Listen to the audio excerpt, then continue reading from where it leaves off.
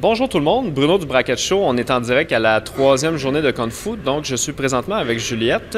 Hi Juliette. Hiya. How are you?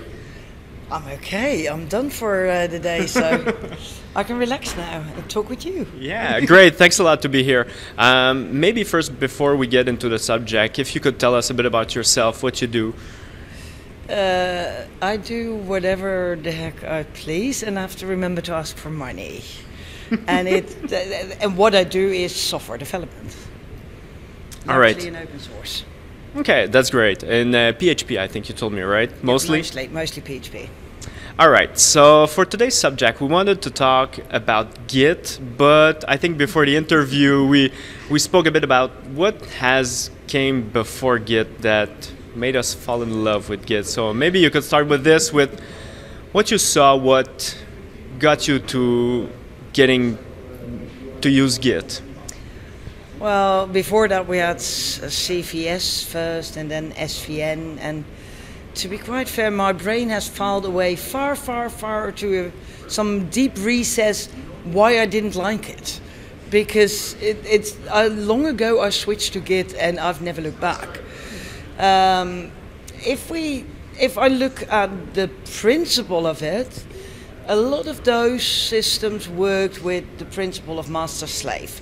Basically, you had one master, one truth, and everyone who wanted to contribute would have a copy, a fork, but they would act as a slave. They could only communicate with the one master who ruled them all. Git is far more democratic. You can have as many remotes as you want. You can whether you start with an original repo and then have your clone, your fork, your local copy, add a remote from someone else's fork. Everyone's copy is a complete copy of the repo with all the history in it, which makes it far more democratic. Everyone has their own truth, and you can communicate with each other. Would you like to accept my truth, or, I'll accept your truth as mine? But it's more choice-based, I think, and less master-slave. It's more democratic. Mm-hmm. All right, and so obviously people who use Git know a lot about the basics of it, the pull, push, fetch. Those are mainly the three things people use, but I think, and you had a talk about this, because there's a lot more to it, right? Obviously. If you start using Git with a little bit more depth, you will find that the rebase button, that's if you use a GUI, of course. I use a GUI. Rebase is very powerful, especially if you then move on to interactive rebase. You can literally say, okay, I have 10 commits here, I'm going to reorder them, I'm going to drop one commit because I've moved it to another branch, and I'm just going to squash a couple together and then create a nice new commit message from them. And to do that, it gives you the power to work locally on a work in progress branch and commit as you go along, and then clean up the branch before you communicate it publicly, before you send it in as a pull request. And what people see in the pull request is a clean history where you explain clearly the steps you've taken. They don't need to see that you went back and fixed a documentation error somewhere. That's not relevant for the history. What's relevant is that you created that feature and why you created it in a certain way, not the fact that you fixed up the code style along the way. All right, so it's much more of something that will help you build a clean repo in the end. So this is pertinent to everyone that uses the history. Absolutely. If you have to go back, say someone reports a bug now, and you look at the code and you're looking at it now why was this done this way? Because I don't understand. So you go and do a blame.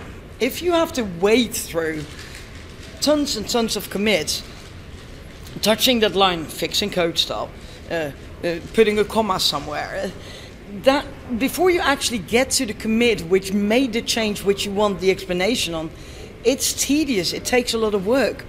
If you have a clean history, it's just a lot easier to find a commit which was actually relevant to your question. Why was that change made a year ago?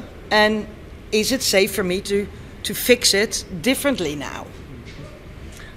You spoke about lots of commits. You have to go and backtrack to find the right one. A command I found like a few months ago, and I've been using Git for a couple of years, is the git bisect. Yeah, absolutely. Yeah. Can you, for people that don't know what git bisect is, can you elaborate a little bit on it? I'll do that. But git bisect is not for what I just talked about. It's not about tracking back the history of why something came into the repo. It's more like, okay, so, well, I'll explain it the way I did in the talk this morning. Basically, you have a lot of tests, but you may not be testing everything in an automated fashion. So you have your application, you look at the admin interface, and you're like, hang on, something has changed there in the interface. And that's something which wasn't covered by tests. And you're like, okay, so which commit changed this admin interface, and maybe we should revert it because it looks crap now. So what you do then is you go back and you just pick a random commit, maybe 2 weeks ago, and say like, okay, I check out that commit, I pull up the admin interface, refresh the page. Is it good at that point? Okay, I mark that commit as good. Then I mark the latest commit as bad. And then I tell Git, do a bisect. And what Git will do, it will say, okay, here's your bad commit, here's your good commit. I go to the commit in the middle. You tell me whether it's good or bad. So it basically checks out that commit. It allows you to refresh that admin page and tell it, okay, this one is good. Then Git will say, okay, now, and everything below that is no longer relevant. So I go to the middle again and ask you again, is this a good or a bad commit? And you go and refresh the admin interface again. And you tell it it's good or bad. And it will keep doing that until it's nailed down the commit which made the change, which you considered a bad change. And of course you can do this manually. Using git bisect is just faster because Git will know exactly where is the middle of things and will do that automatically for you. And all you have to say is this is good, this is bad, this is good, this is bad. And it will find the commit which was the offending commit, changing and making the change which broke stuff. All right, thanks for the explanation. That's so exactly what it, and like you said, there's so much manual stuff we used to do that Git can do for us. But a question that comes to mind, how can people easily know about those commands and know the cases when they can use it? That's the hardest part. Part of that is experience, just using it, and don't be afraid to try things out. I mean, create a temp branch. Branches are cheap, they're just save points. You don't have to pay money to create a branch. Just create a branch and start playing around. And my number one advice with this is find a GUI. Command line, great if you're hardcore, and if you really, really insist, go and use command line. But most people's brain do not just work in words. They work with a combination of words and visualization. So if you have a good GUI which visualizes what you do, it will make it easier to understand those commands. It will also make it easier to find those commands because it will have lists, like these are the commands you can use at this point. It will have the right click button and it will have, this is what I can do with a certain commit. So it will make it more discoverable what the commands are within Git you can use, and it will make it more visual to see the effect of commands. Find a GUI which works for you, and everyone's brain works differently. So one visualization might work for one person, and another type of visualization will work for another person. So I'm not going to say which GUI is the best one, because there's not one which is the best, but find a GUI which works for you. Fine if you use the command line, for simple things, but also use your GUI to understand how Git does things and what the effect is of commands. All right, maybe a last question, and it might be a tricky one. You said earlier in the interview that you forgot about all those previous source control systems. Exactly. So you probably see where I'm going. What, like in 5 years maybe, what could make you say, oh, I totally forgot about Git because that next brand new thing has taken over? to be quite fair, I don't have a vision on that. I mean, I don't develop for Git. I develop for other things. I have visions on what the future can be for the software I actually work with and develop for on my daily life, in my daily life, on a daily basis. I have a vision where people who just use it will say, like, I have no clue where this is going. Well, I have a vision where it will be in 5 years because I work on getting it there. With Git, I'm not one of the developers who actually contributes to Git. I'm a user. I'm a power user, but I'm a user.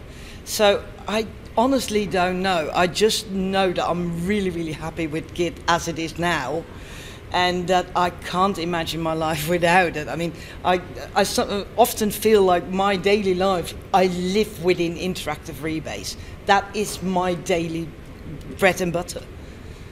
I think that pretty much summarizes the idea. So I think we'll probably anyways be using it in the next few years. So all right. Thanks a lot. That's it for the interview today. Thank you very much for your time, Juliette. It was a pleasure. You're welcome. It was a pleasure. Thank you. Merci.